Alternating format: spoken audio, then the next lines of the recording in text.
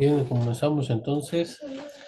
Ah, la clase pasada estuvimos con lo que son la resurrección de los muertos. Vamos a terminar con este tema ya. Y para eso paso a compartir.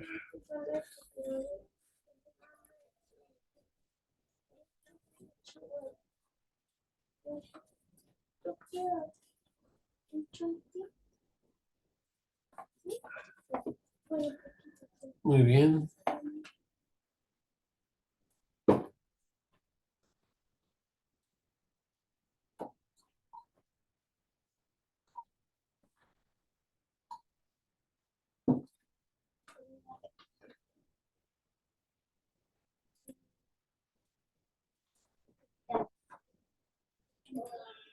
Terminamos con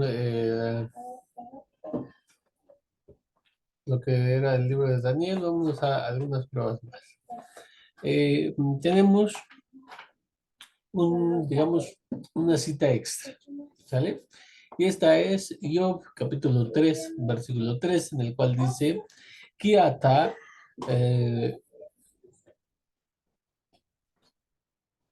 shahabti be'eshkot yashabti az yanuach li.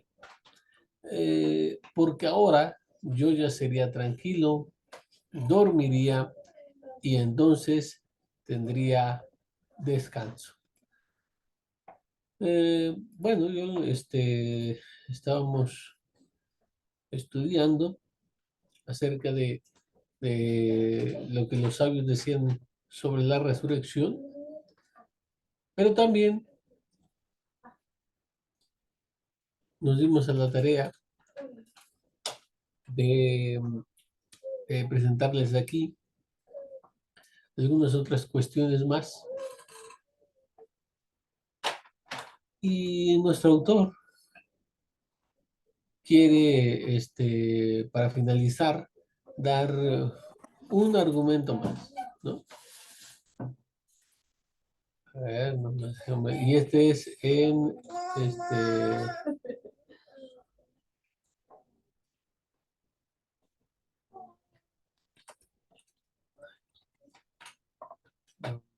perdí mis notas.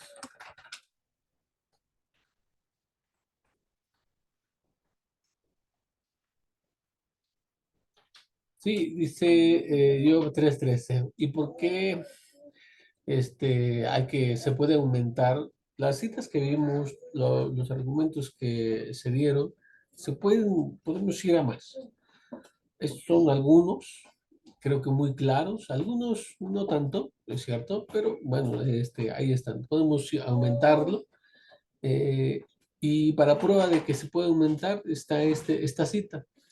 Yo, cuando se encuentra maldiciendo el día de su nacimiento, por fin,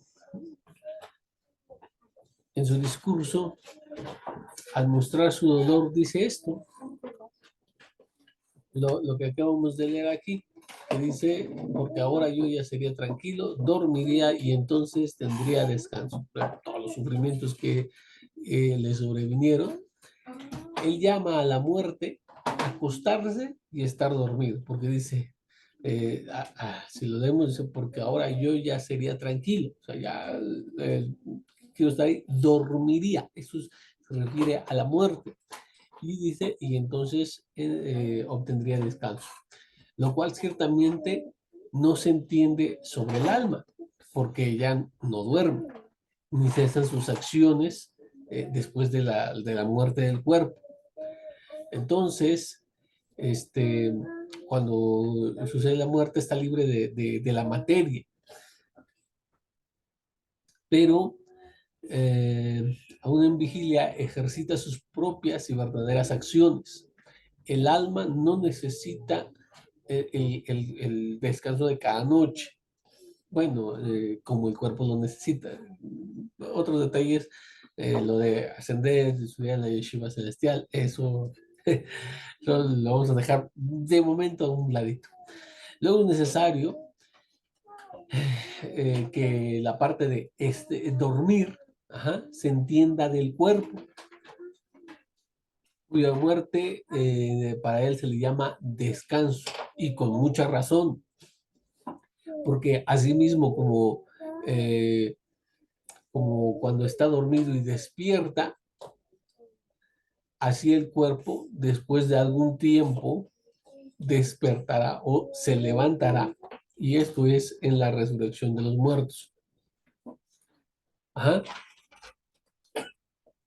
Y vemos en las escrituras que aquí pusimos Bereshit 37:30, donde dice, cuando duerma con mis padres, me llevarás de Egipto y me sepultarás en el sepulcro de ellos. Y José respondió, haré según tu palabra.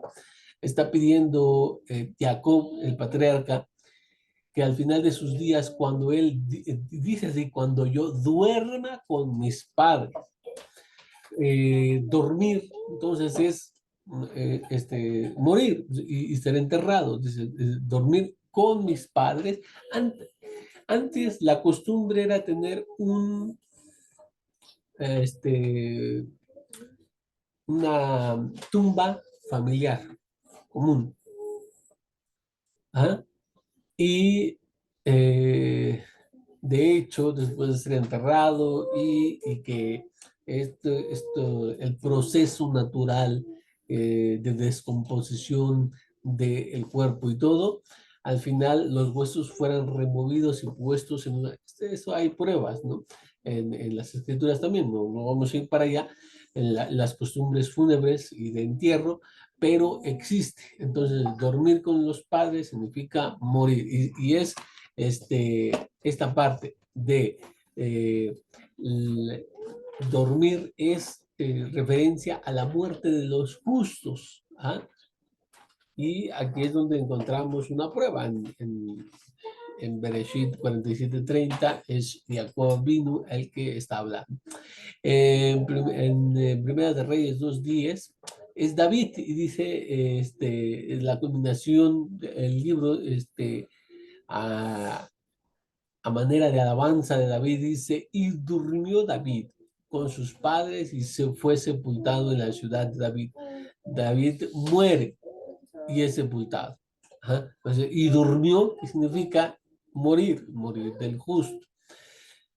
Y con eso mismo podemos entender por qué exactamente los primeros discípulos utilizan la misma fraseología, la palabra dormir, para referirse a la muerte de los miembros de la asamblea. Y dice, pero no queremos, hermanos, que ignoréis acerca de los que duermen, no de los que mueren, no de los que están muertos, no de los que están enterrados, sino utiliza la palabra de los que duermen, para que no se entristezcan como lo hacen los demás que no tienen esperanza. Sobre todo cuando dice dormir es la muerte del justo, como estamos haciendo énfasis, ¿sí? Porque aquí ellos están poniéndose como justos, ¿ah? Y si no se acuerdan, una parte también de los escritos de los primeros discípulos, ellos dicen, los que murieron en el Mesías, como que los que murieron en el Mesías, ¿ah? Está refiriéndose a los estándares que el Mesías estaba pidiendo y anunciando para, para los alumnos si querían entrar al reino. Como esos estándares son muy grandes, y él justamente dijo, si su justicia no es más grande que la de los Perushim y los seguidores de Tzadok, bueno, entonces saben que no van a entrar al reino. Les pedí, la vara estaba muy alta, por eso cuando duermen, mueren en el Mesías, quiere decir que alcanzaron un nivel de justicia mayor al que les había pedido, o al menos la que les había pedido de mínimo el Mesías. Por eso es la muerte del justo. Y luego va a utilizar la frase dormir, la palabra dormir, para referirse a ellos. Dice, no quiero que ignoren acerca de los que duermen, o sea, de estos justos que han muerto, de estos que han alcanzado esa justicia que se les pedía, no se entristezcan. Entonces, ahí está una parte. En 1 Corintios 15:6 dice, luego se apareció a más de 500 hermanos. Perdón, Rap. ¿Sí, Mónica? Sí, sí, dime. Perdón, ¿podría volver a repetir esta explicación de lo que significa dormir en el Mesías? Ajá. Dormir, como estamos viendo, es la muerte del justo. Dice morir en el Mesías. Cuando dice morir en el Mesías, se está refiriendo a las personas que fallecieron logrando alcanzar el estándar de menos el mínimo que pidió el Mesías. ¿Cuál fue ese? La cita está en Mateo, ya la vimos también, no hace mucho, y dice, si su justicia no es más grande que la de los perushim, los seguidores de Tzadok, no van a entrar al reino. Entonces les pide una justicia que va más allá de los perushim. Los perushim son tzadikim, son justos. Ahora, lo que pide entonces es Hasidut. Ya que me diste explicación, voy a explicar un poquito más.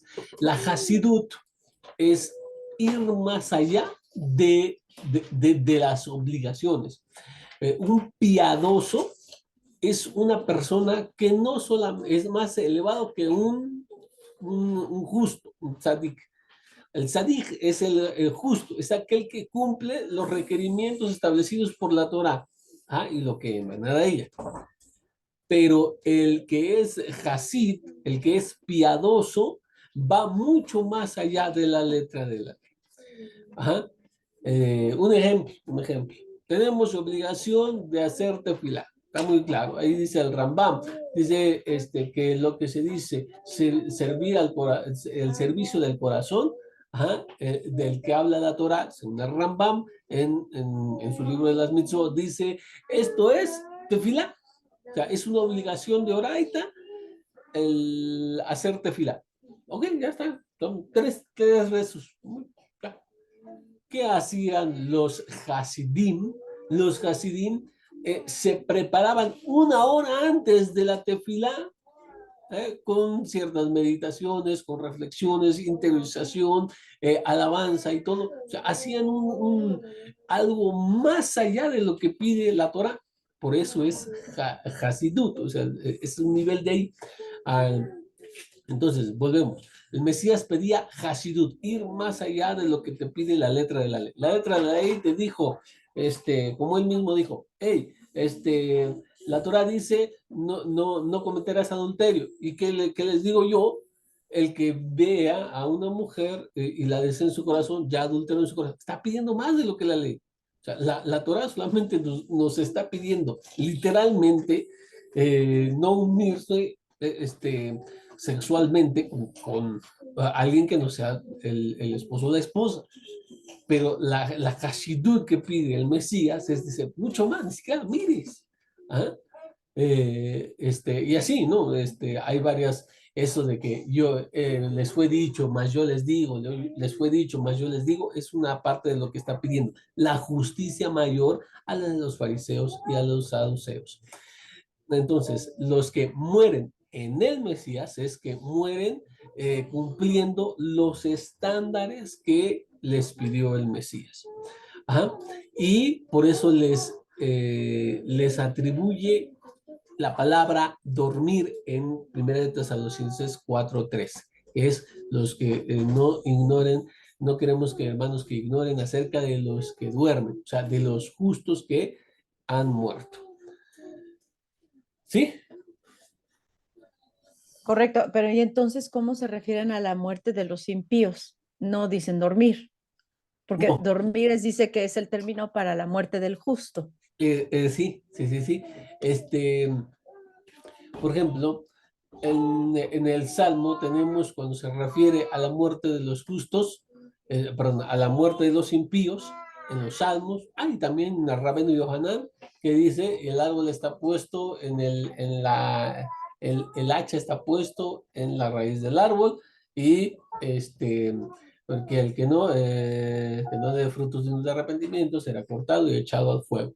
¿Ves cómo no se utiliza la analogía del dormir, sino el de talar, el de arrancar. En los salmos hay mucho de y los desraigarás, o sea, sacarlos, exterminarlos, y otros tipos de referencias que no son exactamente el del dormir. El del dormir, mm, no estoy seguro si siempre, pero al menos la mayoría de veces se refiere a la muerte del justo. Ajá. Hay otras formas de referirse a la muerte de los impíos, pero no exactamente el dormir. En Rosh Hashanah se toca el shofar. ¿Y cuál es la explicación de tocar el shofar? De despertar a los que duermen. Ajá. En cierta manera se utiliza para decir, oye, los que están como que ahí entre medio dormidos, o sea, no están cumpliendo con lo que deben de cumplir o no están siendo eh, excelsos con su servicio divino, bueno, que despierte. Pero en realidad va mucho más para allá, porque habla de la resurrección, el del despertar. También tenemos en Primera de Tesalonicenses, que justamente en esta parte, que nos dice acerca de que será tocado el shofar, será tocado una trompeta, y que y los muertos resucitarán primero. Ajá. ¿Cómo dice específicamente? Vamos allá para no decirlo de memoria. Está en 1 Tesalonicenses 4, capítulo 4. A ver, voy a poner aquí. Voy a- Y dice que los que duermen, porque si creemos que murió y resucitó, también traerá a la vida con los que durmieron en... Ay, vamos a poner otra versión, nada más porque nos causa problemas el nombre, ¿verdad? Los que murieron en aquí no dice el Mesías, aquí los que murieron en Yeshua. Ajá. Pero por ejemplo, hay otra cita que sí específicamente dice los que murieron en el Mesías. Aquí lo encontramos. Estaba ahí por ahí. Ah,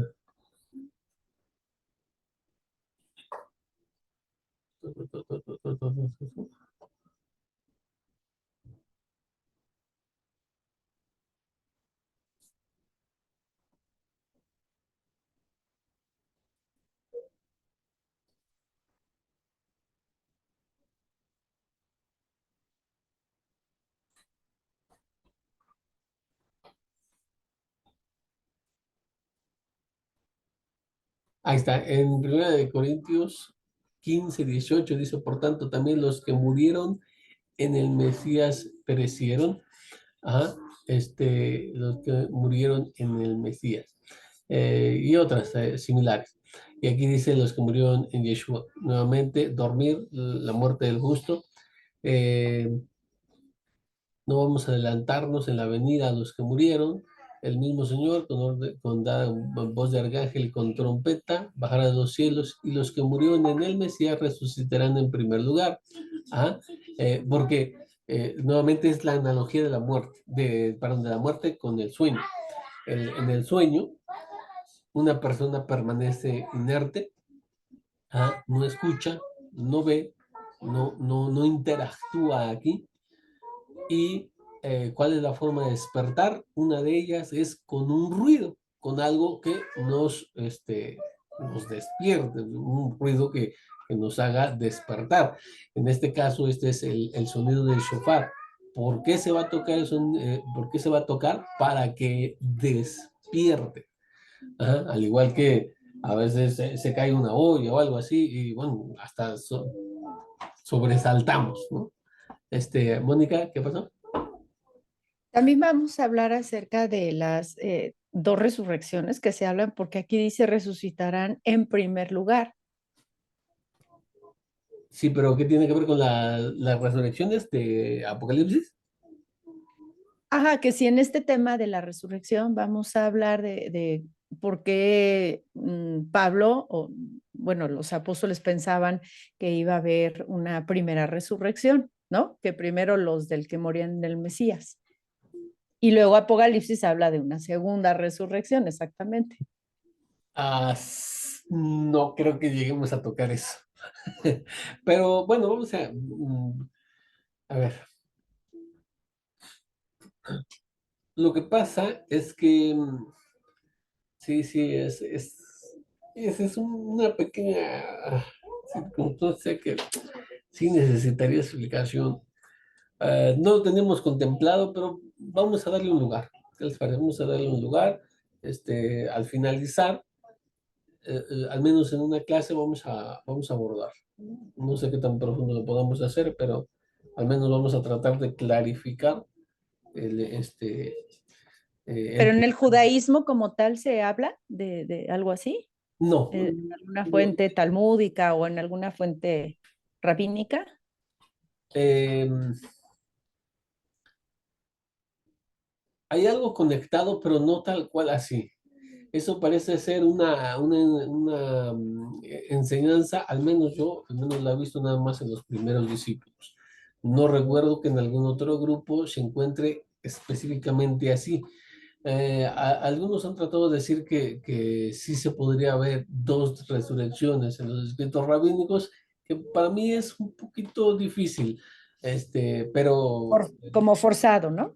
sí, sí, como que, Un poco forzado. ajá, Podría ser que era una creencia justo del primer siglo, ¿no? Podría ser. que se haya perdido, que Ajá. hasta nosotros, o incluso que haya sido algo totalmente de los primeros discípulos, porque también existe. Hay cosas que solamente un grupo judío lo creía, lo anunciaba, pero los demás no lo compartían. Ajá, y en eso hay muchas cosas que se pueden hablar. Este, Cada uno de los grupos hemos visto que tenían algunas cosas que otros no lo tenían o que acentuaban unas cosas que no lo tenían. Y lo de la resurrección, al anunciar que Rabbi Joshua había resucitado, pues entonces se vuelve algo muy arraigado en ellos. Entonces, la cuestión de la resurrección lo tenían más estudiado que otros. Otros sabían, en el caso del judaísmo rabínico, o el judaísmo fariseo, como evolucionó en ese tipo de resurrección. Las otras resurrecciones vemos que viven, pero vuelven a morir y así, no se toca tanto los puntos específicos o detalles, y los primeros discípulos sí tocan varias cosas porque para ellos era un tema que lo habían vivido, al menos creían que no solamente, incluso tenemos la tradición esta de que resucitaron otros igual con el Mesías y fueron a la ciudad, que también hay explicaciones. Unos dicen que fue totalmente, en realidad resucitaron, algunos dicen que no, que es a modo de una como parábola, como Ezequiel, lo mismo que pasa en Ezequiel. Hay quien dice que es literal, hay quien dice que es como una parábola, algo que te enseña, y algunos dicen que en parte es real, en parte no, etcétera, etcétera. Entonces, están esas partes, ¿no? Donde hay resurrección, resurrección, resurrección. Y además, el mismo Mesías obra milagros de resurrección. Entonces, es totalmente, ¿cómo se llama? eh, Una doctrina muy, muy es totalmente específica de... normal que se haya desarrollado por ahí algunos detalles que no conozcan otros tipos de judaísmo. Eso es muy cierto. Entonces, trataré de explicarlo. Ajá. No es que esa explicación vaya a ser la obvia, sino que trataré de explicar cómo entendemos que ellos lo creían, porque no ahí específicamente no estoy yo seguro, pero sí hemos encontrado una respuesta de por qué creían eso o cómo es que creían eso, más o menos. Bueno, pero volviendo a nuestro tema, algo que nos despierta, shofar, pum, ajá, y se levanta. Ajá. Este, bueno, entonces continuamos.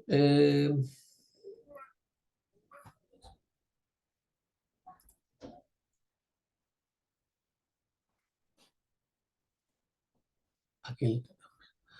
Ajá. Entonces se habla de la muerte del justo, hasta esto ya lo estábamos teniendo. Y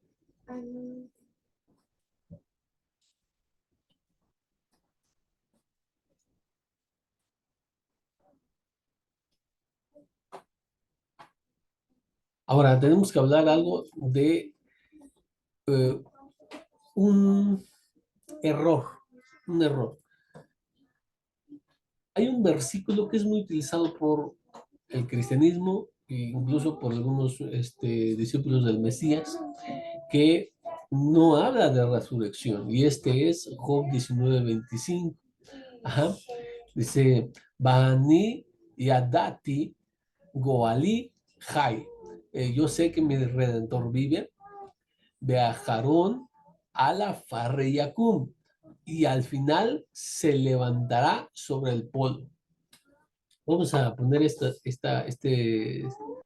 en la ISOR y vamos a ver cómo lo traducen algunas Biblias. Porque para que veamos cómo se explica ahí la resurrección según algunos.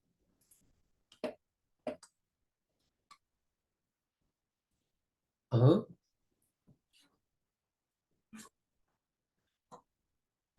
Yo sé que mi redentor vive y al fin se levantará.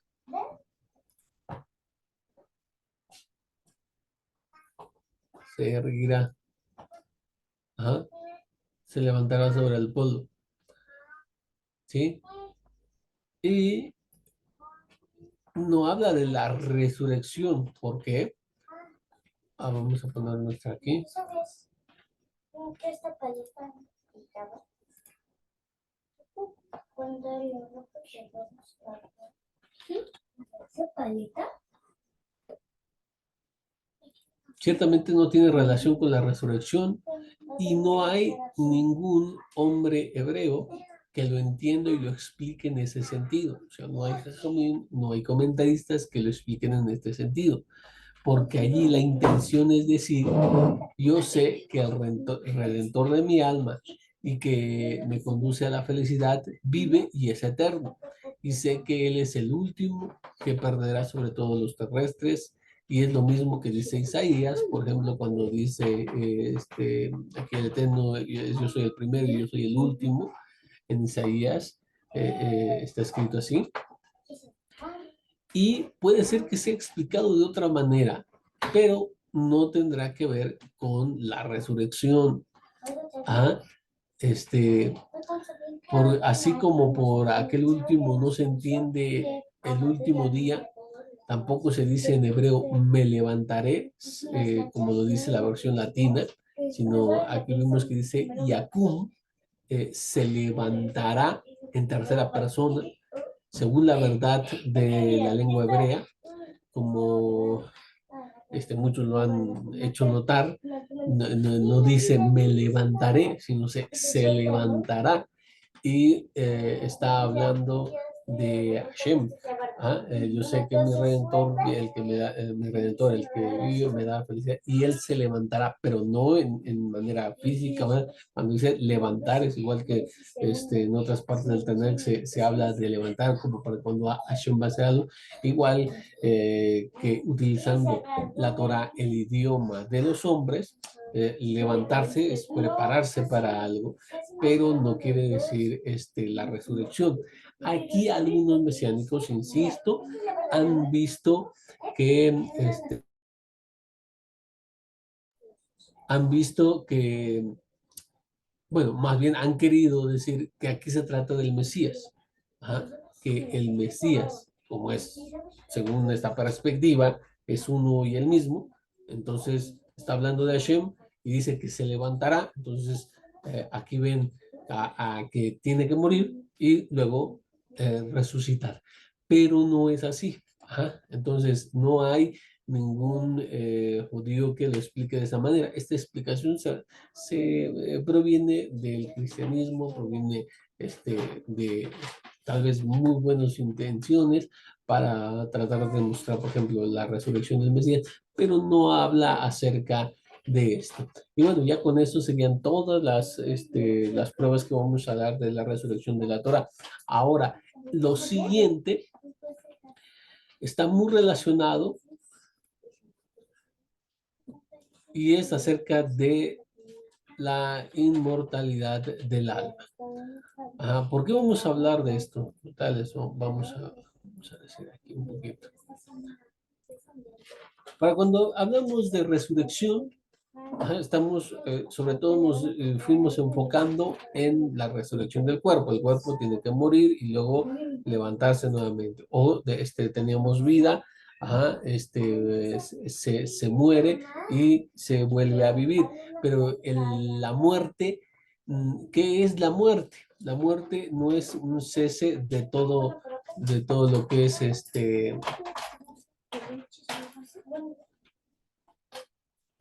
la constitución del ser humano, o sea, el alma y el cuerpo. No cesa el cuerpo, no llega perdón, no cesa el alma, sino solamente el cuerpo, la vasija que contiene el alma, pero no el cuerpo.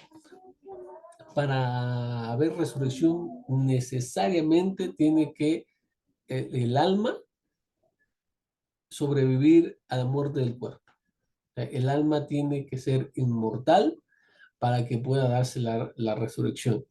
No es de que simplemente se termina tu existencia y también, por así decirlo, muere tu alma y al final Hashem resucita tanto al alma como al cuerpo. No, la explicación judía es solamente el cuerpo muere, solamente el cuerpo es el que perece. El alma, no, el alma sobrevive, el alma es inmortal. Por ejemplo, bueno, a ver, aquí vamos a ver. Hay quien dice que el concepto, la idea de la inmortalidad del alma es de origen helenista, o sea, griego. Dice, de igual modo, antes habría que modificar el sistema judío de creencias en la vida y en la muerte, un sistema que afectaba, de hecho, al sentido global de la religión. Para los tradicionalistas del bando de la sumisión, la religión se basaba ¿en qué?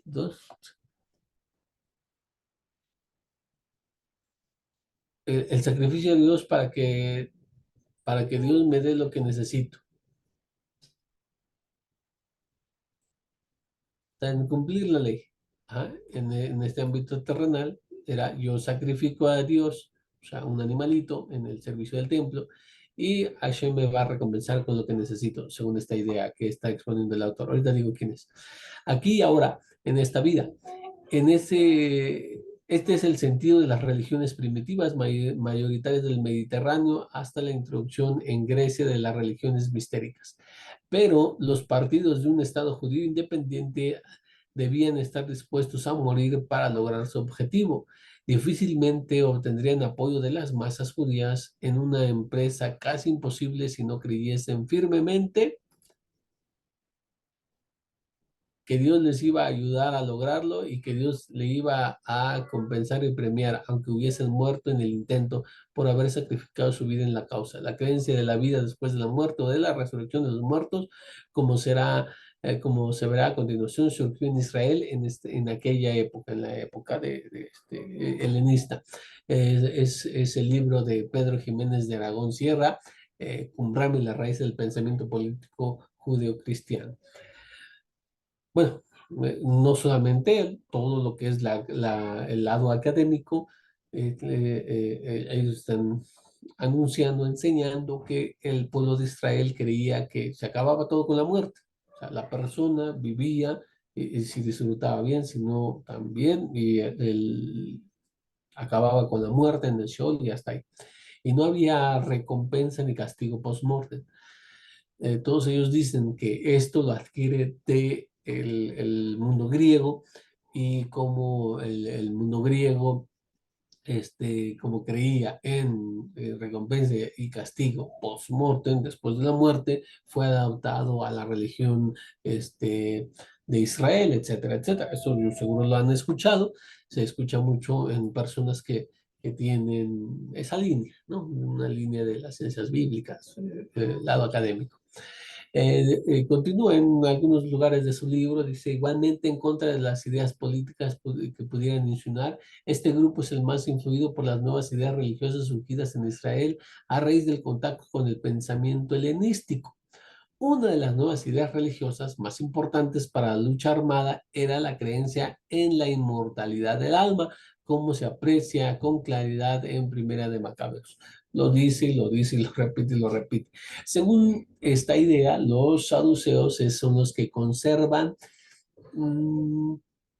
la religión judía más pura, porque ellos no creían en lo que es la resurrección, ajá, y si no creen en la resurrección, tampoco en la inmortalidad del alma. En fin, dicen que el libro de Eclesiastés es en base o con una ideología, está hecho por un grupo o en base a un pensamiento saduceo, y por eso ahí se dicen cosas fatídicas como que tiene el animal sobre el hombre, que al final de en la muerte son iguales, y cosas semejantes así que para ellos representa la antigua fe de Israel antes de contaminarse o de la influencia helénica con la resurrección de los muertos y la inmortalidad del alma. Ajá. Bueno, estas explicaciones las pueden encontrar en varias partes. Cuando el Asmoneo Jonatán se hizo con el poder en el 152 antes de la era del Mesías, como es lógico, se apoyó en aquellos Hasidim que 10 años antes habían dejado no habían dejado las armas, se habían seguido apoyando a los asmoneos contra Alcim. Aquellos a los que con el tiempo se les conocía como fariseos, estos aprovecharon el gobierno de Jonatán para decretar una serie de leyes basadas en su interpretación de la Torá y los profetas y en su creencia en la inmortalidad del alma y las recompensas post-mortem, después de la muerte. Nuevamente lo repiten, ¿no? Que es idea de los fariseos, interpretación de ellos, y que estos, por influencia helenística, serían los saduceos los que tienen la fe antigua de Israel. Y así lo va a repetir en varios lugares, ¿no? Lo mismo podemos decir de la creencia de la vida después de la muerte. Los saduceos mantenían la tradicional visión judía que consideraba que todas las almas se hundían en el Sheol, triste y anodino, en la que, como decía Coelet, sin sentimientos tenían. Esto no significa que negaran la inmortalidad del alma en sí, sino que mantenían las antiguas creencias sobre el alma comunes en el próximo Oriente Asiático e incluso en la Grecia arcaica. Lo que realmente negaban era el juicio final con sus consecuentes castigos y recompensas. Esenios y fariseos, en cambio, seguían la línea helenizada que se comentó en el capítulo anterior respecto a la inmortalidad del alma. Esto lo pongo como contexto. O sea, hay quien dice esto de la resurrección, la inmortalidad del alma, es cuestión que entró al judaísmo posteriormente. Como estamos viendo, según el judaísmo tradicional, según la enseñanza que se ha recibido, se dice, no, siempre estuvo en la Torá, siempre estuvo en los escritos, siempre estuvo ahí. Ajá. Am, otra cosa importante a destacar es que eh, según esa óptica, la religión judía es una amalgama de, de todas las interacciones que ha tenido a lo largo del tiempo. ¿Ah? En parte, ¿no? O sea, tampoco no cerramos a decir, ah, no, eso no es cierto. No, realmente sí ha habido influencia. Eso es imposible de que no exista una influencia en pueblos de diferentes idiomas, de diferentes costumbres o religiones, cuando están juntos, cuando moran juntos, adquieren algo pero, o sea, no, como en mi caso de México, aquí se festejaba lo que es el Día de Muertos. En, por la cercanía al país vecino, Estados Unidos. Ellos tenían el Halloween, o el Día de Brujas, pero hoy, a través de la convivencia que siempre ha estado ahí, se vuelve que se ha adoptado en cierta parte costumbres de aquí y costumbres de allá, y es normal, eso así. Ajá. Eh, la idea del judaísmo es la siguiente: la resurrección, la inmortalidad del alma, fue algo que fue enseñado en la Torá y a través de la tradición oral siempre.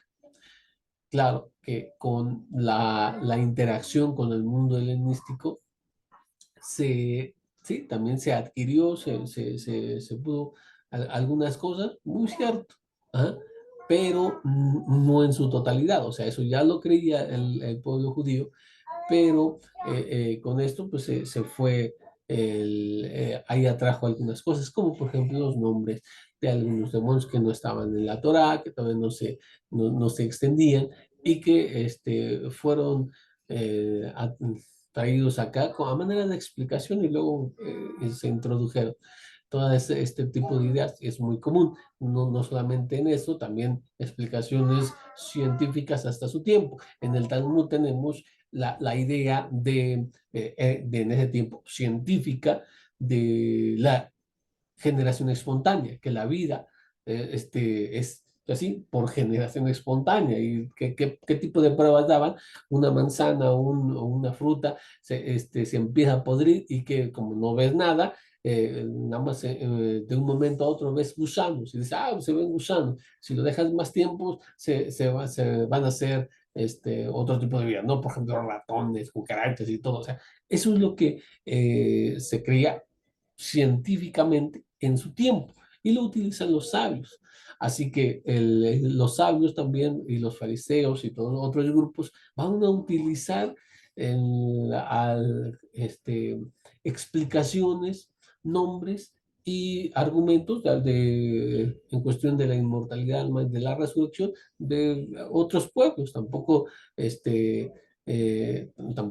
raro eso. Entonces, por eso el libro de Enoch contendrá la descripción del infierno, muy parecido al de los griegos, porque lo explica, como ve, este grupo judío siempre han creído en Sheol, y se cree en lo que es este, un castigo posterior a la muerte según tus acciones, aunque no es eterno. Como lo explicaban los griegos, parecía coherente, no contradecía la Torah, y bueno, lo trajeron como modo de explicación, pero ya hicieron una adaptación, etcétera, etcétera. Esa es la explicación judía, entonces, que se da. La resurrección de los muertos, la inmortalidad del alma siempre estuvo presente en el pueblo de Israel, pero este, pues utilizaron, vuelvo a decir, lo que se tenía a la mano. Mismo Shaul hace lo mismo, ¿no? Ya lo demostramos. Tenía a la mano, pues, lo hizo, lo seguimos haciendo en nuestros días. Utilizamos cuestiones de filosofía, de medicina, o cualquier otro tipo de, de, ¿cómo se llama? La rama de la ciencia, ¿no? Cualquier cosa, las utilizamos para fortalecer, um, para nutrir aquello que ya lo creemos en la Torah. Por ejemplo, nosotros, si el pueblo judío utiliza los tefilín, ¿y qué decimos? Un beneficio del tefilín, ¿y cuál es? Pues se ha hecho investigaciones que los que se ponen tefilín, ajá, son menos propensos a un infarto, porque la explicación científica es que las vueltas que se le dan, ajá, generan presión, y etcétera, etcétera, etcétera. ¿Se puede utilizar? ¿Lo utilizamos? Sí. Y no por eso vamos a decir, es que el pueblo judío lo empezó a utilizar porque la ciencia dijo que era buena. Pues no, ese no es el asunto. El pueblo judío siempre echa mano de lo que tiene en cada una de sus épocas. También, por ejemplo, nuestro autor Menashe Ben Israel, en su tratado sobre la resurrección de los muertos, en la cual estamos basando todo este estudio, él utiliza filosofía, ¿ah? Platónica, a veces un poco de estoica, porque era lo que se creía en su tiempo, o sea, lo que se manejaba, era la ciencia y el conocimiento de su tiempo, y lo utiliza para decir acerca de los milagros. Él dice, el milagro de la resurrección, ¿cómo se puede explicar? Y te dice, hay dos o tres tipos de milagros, según lo enseña Platón, y ya luego te dice, esto, y nosotros vemos que el segundo tipo de milagros es en el que se enmarca y ya, se acabó. Así lo hacen, así lo ha hecho el judaísmo y así lo seguiremos haciendo. No solamente esto, eh, solamente este libro, el Rambam, por ejemplo, también lo utiliza, etcétera, etcétera. O sea, hay mucho en el cual explorar acerca de este tipo de comportamiento. Pero entonces siempre estuvo. Y bueno, con eso voy a dejar como parte de lo que es introducción. Ajá. Y ahora sí, vámonos.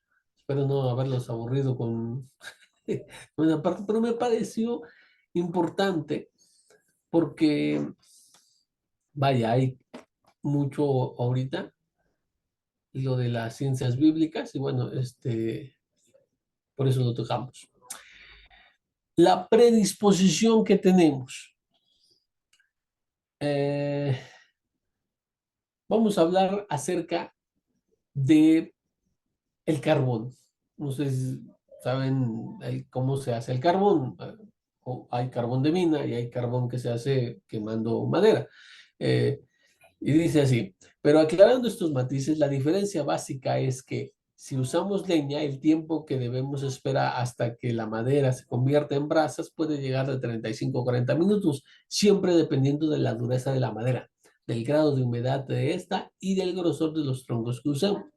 Leñas como la de la encina o del quebracho argentino son las ideales para conseguir buenas temperaturas y una durabilidad de horas. Mientras que si usamos leñas blandas, como podría ser el pino o la acacia, el encendido será mucho más rápido, pero el calor y la durabilidad de las brasas serán mucho menor.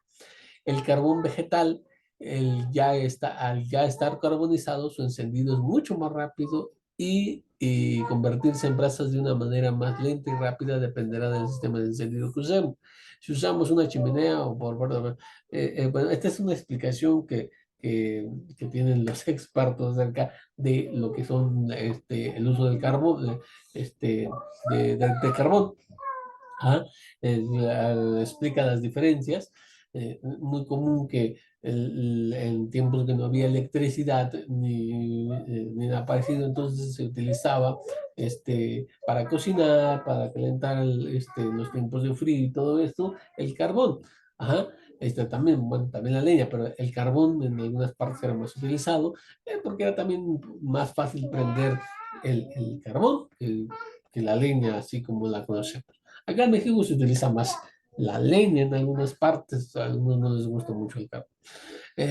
Bueno, el asunto es que la madera se quema un poco para convertirlo en carbón y luego lo volvemos a encender.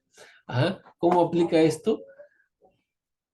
En Sanedrín 91a, este es un ejemplo de la inmortalidad del alma y también de la resurrección. Dice que el emperador romano le dijo a Ramán Gamaliel Tú dices que los muertos vivirán, no son polvo, y el polvo cobra vida. Ajá. Este, los sabios de la antigüedad encontraron la razón natural de la resurrección. Ajá. Y ese nos ponemos esta conversación que hubo entre el emperador y Ramán Gamaliel. Ajá. Ya vimos cómo le dice, ¿cómo los muertos van a vivir si son polvos? Su hija, la hija del emperador, ajá, era docta y, y pidió a su padre, el emperador, que le dejara responderle ella. Ajá. ¿Y cómo le responde? Y eso es lo que vamos a leer aquí. Dice, hay dos artesanos en nuestra ciudad, uno que crea vasijas de agua y uno que crea vasijas de barro. ¿Cuál de ellos te parece más digno de honores? El que crea con agua, dijo el emperador. Si crea con agua, ¿cuánto más podrá crear con el barro? Ella respondió. Ajá. Entonces, la hija del emperador le dijo a Ramán Gamaliel, déjalo, yo respondo por ti. Y le responderé con una parábola. Ella le preguntó a su padre, hay dos artesanos en nuestra ciudad, uno que fabrica vasos de vasijas con agua y otro que fabrica con vasijas de barro. ¿Cuál de los dos es mejor, más loable, más notable? Y el emperador pues, le dijo, pues el que fabrica con agua, y le dijo a su hija, pues si lo hace con agua, tanto más, no está claro que pues, se puede hacer con barro. Ajá. De la misma manera, si Dios pudo crear todo, con todo el mundo del agua, ciertamente podrá resucitar a las personas del polvo. Está hablando de que en la Torah dice, y todo estaba cubierto de agua, ¿no? Y el espíritu de Elohim estaba por encima de las aguas. Ajá. O sea, estaba lleno de agua. Dice, pues, si Hashem pudo hacer de agua, pudo crear todo, pues cuánto más el cuerpo que fue creado del polvo, de la tierra, ajá, va a poder crear. Quiso decir entonces, con esto, ¿cuál de los dos era más difícil? ¿Ah? ¿Crear el mundo de la nada, que fue después formado de algo? Así también era más fácil volver a la vida un cuerpo muerto después que ya ha tenido vida. ¿Ah? Y aquí creo que lo tengo anotado en el siguiente. Ah, no, no, no. Bueno, no lo tengo anotado ahí. Eh, pero lo vamos a ver más adelante, creo. 95. Aquí está. La Gemara relata que cierto hereje le dijo, pero vámonos por partes entonces. Entonces, ¿qué es más fácil? ¿Resucitar o crear todo de la nada? Nosotros todos creemos que Hashem de la nada creó todo lo existente, lo visible y lo invisible, lo celestial y lo material. ¿Ah? De la nada. Ahora, si eso pudo hacer, entonces no nos causa ningún problema que pueda resucitar a algo que ya tenía vida. Un ser humano que tenía vida, luego al morir le será más fácil resucitarlo, que algo que ya tuvo vida, que dar vida a lo que no tenía vida.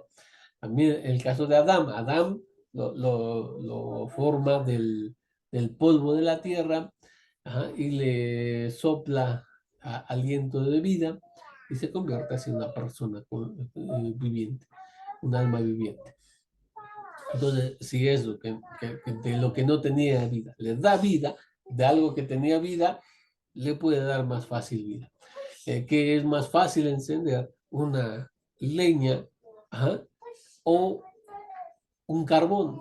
El carbón, porque el carbón ya había sido encendido, ya había sido encendido, se apagó y vuelve a encender. Por eso esa parte de la primera parte del carbón es el ejemplo que ha utilizado el judaísmo o los sabios judíos para entender o explicar la resurrección. que es más fácil crear vida de la nada o de algo que ya tenía vida, volverle a dar vida. Y esa es la parte que ellos dicen. La que es más fácil es darle vida a lo que ya tenía vida. Ahora, la siguiente es la respuesta de Rabbi Ami a un epicurio, o los apicrosim en hebreo. Ajá, que miren cómo le dice, y esto es lo que tenemos en la siguiente lámina. Dice, la Gemara relata que cierto hereje, es un apicrosut, le dijo al rabino Ami, tú dices que los muertos vivirán, no son polvo, y el polvo cobra vida. Rabbi Ami dijo, eh, te contaré una parábola. ¿A qué es comparable este asunto? Es comparable a un rey de carne y hueso que le dijo a sus siervos, id y edificando un palacio en un lugar donde no hay agua ni tierra disponibles. Ellos fueron y lo construyeron. Algún tiempo después ese palacio se derrumbó y les dijo de nuevo, vuelvan a su labor y construyan un palacio en un lugar, ahora en esta ocasión, donde haya tierra y agua disponible. Y ellos dijeron, no podemos hacerlo. El rey se enojó contra ellos y le dijo, si en un lugar donde no hay agua ni tierra, ustedes construyeron un palacio, ahora que hay agua y tierra disponibles, tanto más que pueden hacerlo. Del mismo modo, cuando el hombre a quien el Eterno creó ex nihilo, o sea, de la nada, ex nihilo es de la nada, en latín. Ajá. Tanto más, el Eterno podrá resucitarlo del polvo. Si no crees que puede crear vida del polvo, salid al valle y ved un akbar, una criatura que hoy es mitad carne y mitad tierra, y mañana el ser será desarrollándose y todo ello se hará carne. Pero que no digas que la creación de las criaturas vivientes es un asunto que se desarrolla durante el periodo prolongado. Sube a una montaña y verás un hoyo donde hay un caracol allí, luego sube la montaña después que haya caído la lluvia y mira que esté completamente lleno de caracoles.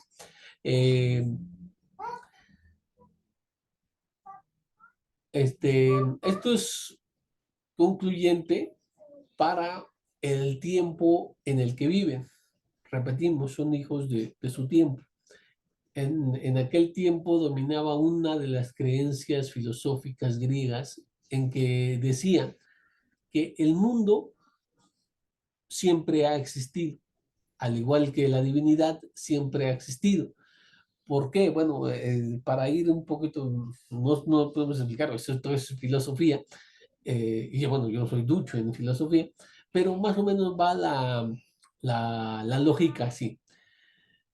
Si en algún momento solamente existía Dios, algo cambió en él para que haya decidido crear el mundo. Para librarlo, los griegos, de imperfección a la divinidad, dijeron, no puede ser que en algún momento Dios haya cambiado, haya como nosotros seres humanos, y que haya decidido crear el mundo. Entonces lo dotaron de algo peor, porque ahora para ellos era el mundo siempre había existido, era eterno. Para los griegos era eterno. Esto también lo hemos explicado un poquito más en lo que es los principios de fe, del judaísmo. Entonces, aquel que cree en la eternidad del mundo, por esto sigue diciendo, y si tú no lo crees, anda al valle y ahí verás que en la putrefacción de la tierra, sin el principio natural de la simiente del genitor, se gesta una vida, y así es que mucho se puede crear. Asimismo, un hombre que ya fue cenizas puede rehacerse o volverse a hacer del mismo polvo. Aquí nuevamente insistimos, el autor está utilizando generación espontánea. En su tiempo, este, de hecho, los primeros experimentos para probar la generación espontánea con ratones se realiza en el siglo XVII y la teoría fue refutada por Louis Pasteur, quien, por ahí ¿cuándo vive Pasteur? ¿En qué época vive Pasteur? Eh, a ver si me puedes investigar ahí. Pero bueno, Mil, el asunto, 1800, creo, ¿no? pues, ahorita nos No, investigamos por ahí. Pero el asunto es de que los sabios no tenían forma de saber cómo era, pero ellos veían, de repente hay un gusano o un caracol, hay traducciones que dicen gusanos, hay traducciones que dicen caracol, bueno, ven animales y al momento de llover como que ¡pum! Se multiplican. Hay más, de repente, ¿no? Ajá. Eh, sí, 1822 nació mira, gracias. Luis Pasteur. Él precisamente ahí. Muchas gracias. Entonces, eh, los sabios ven esta como una multiplicación después de la lluvia y eso les sirve porque, acuérdense, cuando vimos la resurrección, hablamos de la cita que en los profetas, que se habla acerca de cómo el cielo, que con una lluvia, de ahí, ajá, ellos entienden, como si fuese una lluvia, como si fuera el esperma, cae y ¡pum! La resurrección. Entonces, todo lo van explicando de esa manera. Es la forma en que lo explicaban. ¿No? Aquí vuelvo a decir, el judaísmo toma lo que está a su mano, la ciencia de su tiempo, la filosofía o las corrientes que se creen y las ocupa para su finalidad. ¿Ah? El caso de Rabbi Joshua también utilizó las comparaciones de un mundo agrícola, ¿sí? De la realidad del campesino del primer siglo. Ajá. Si bien utilizó otras cosas, pero en su mayoría fue de lo que veían, de lo que experimentaban, de lo que tenían a la mano. De esta misma manera, los sabios lo hacen así. Eh, eh, Se ilustra la razón entonces de que donde hay caracoles o gusanos, con la lluvia parece que se engendran súbitamente, ¿no? O sea, ellos no veían la reproducción nada más al siguiente vez que iban y ya hay más. Eso es lo que veían. Eh, en lo cual también se dio a entender que la resurrección estaría hecha mediante la lluvia o un rocío celeste que corresponderá figurativamente al esperma con otras palabras, con otra explicación, lo vimos en el Zohar, eso ya lo vimos. Ajá. Y también, ya vimos, también, en este.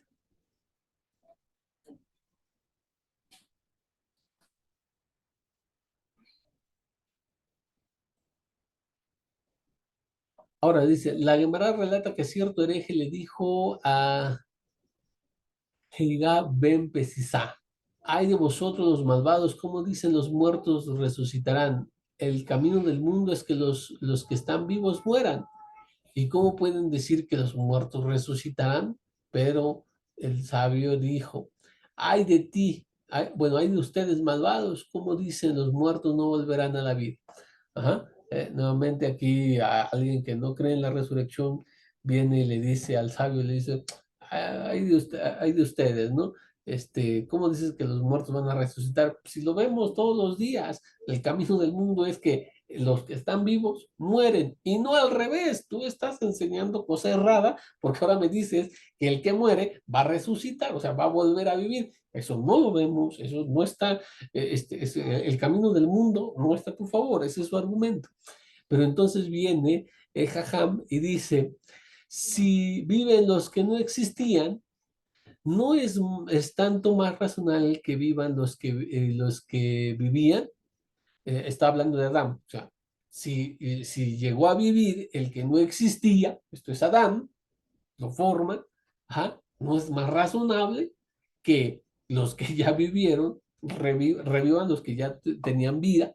El hereje le dijo al jajam enojado, ¿me llamaste malvado? Si me pongo de pie, te patearé y aplastaré tu joroba.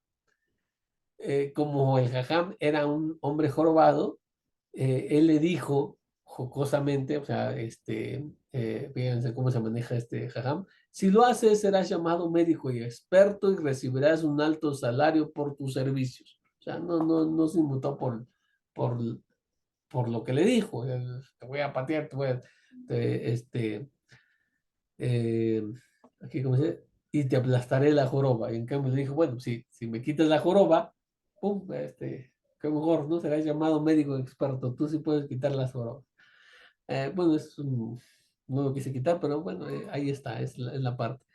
Pero el argumento del Jajam es que creemos que Hashem creó al ser humano, pues entonces, de lo que no tenía vida, de lo que no existía, le dio vida. Ajá. Ahora, lo que ya tiene vida, ajá, y en algún momento murió, pues es más fácil darle nuevamente vida a lo que ya tenía vida, ajá, porque hizo algo más difícil, dar vida a lo que no tenía vida. No sé si me estoy dando a entender. Bueno, aquí lo vamos a dejar. Este, eh, y lo vamos a continuar la siguiente semana.